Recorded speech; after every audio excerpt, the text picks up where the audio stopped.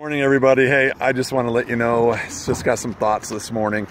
You probably know I go on these walks. I'm in Davis County, and I go on these walks, and I love to worship Jesus and raise my hands and just give him my love and devotion to him. And worship is so important to me.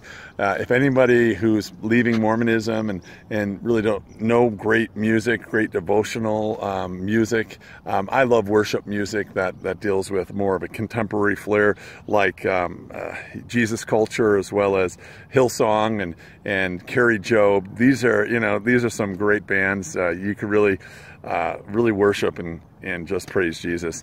But as I'm walking today, I'm thinking about something that I think is very important for you as Mormons to understand, and it's about understanding the concept of the cross for Christians.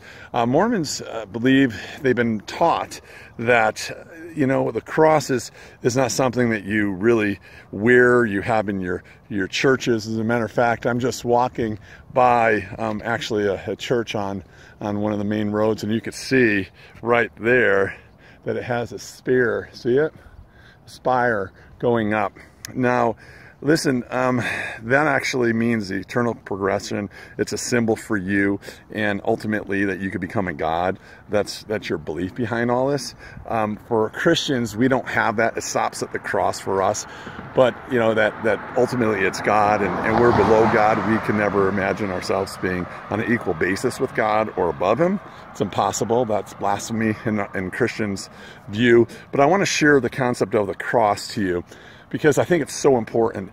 You were believed by your leaders, David O. McKay, as well as Joseph Fielding Smith, really not to wear it. That was done in the 1950s, and Joseph Fielding Smith said, why would you wear like a guillotine on your neck? But I want you to know that that's not what we believe. We don't worship the cross. We don't revere the cross in that sense at all. But what we do as believers is that we just look at the cross and say, victory has been done. Satan lost, Jesus won. And that's so important. When you see the cross, we recognize that Jesus won. So I love going, like, I've been to Rome, and you see crosses everywhere, because it's a statement to Satan saying, you lost, Jesus won. And that's a victory. It gives us freedom, right? Because we go boldly to the gift of grace that he gave us now. And so I want you to understand that, Mormons, to understand that we do not worship, but we are just so excited to see crosses. And I wear the cross all the time because I want to declare my belief that Jesus won.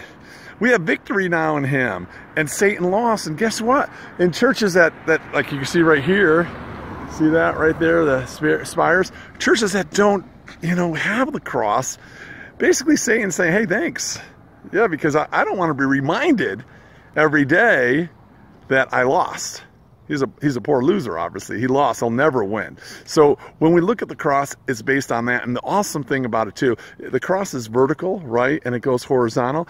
Well, it follows the first two commandments. If you look at the first two commandments, what do you find? Well, you find that to love the Lord with all your heart, mind, and strength. That's the first that goes up. It goes to him. And then after that, we're supposed to love others. Being the horizontal approach, that's what you need to understand. It's going out.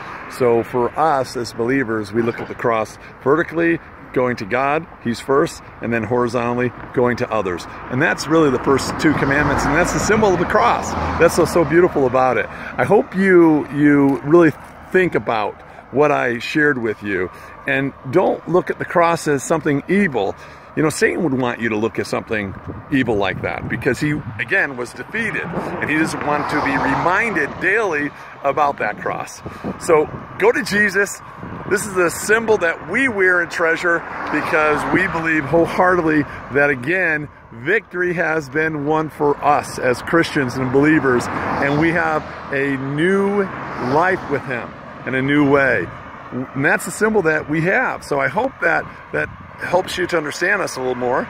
And if you are understanding it, maybe talk to your bishop and see if he can put a cross in your church, so that that symbol is looked at differently. Anyway, have a great day. God bless. Thank you guys for watching.